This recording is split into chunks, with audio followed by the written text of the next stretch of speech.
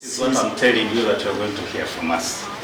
When? That is it. When? The commission is going to consider the matter because we do it officially and we will return back to you. Not be advised as to when. I'm not able to tell that, but we need to wait for that communication. We have been patient and we are waiting.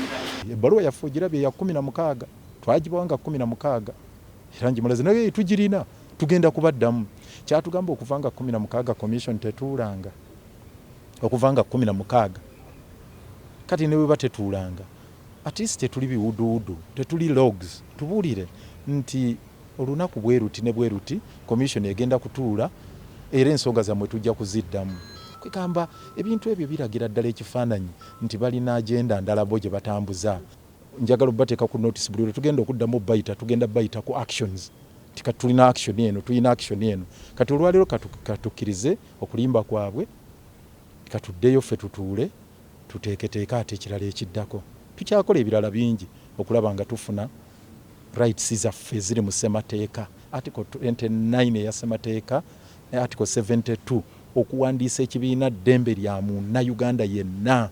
Download the app on App Store or Google Play Store now. Vision Digital Experience, the future of media.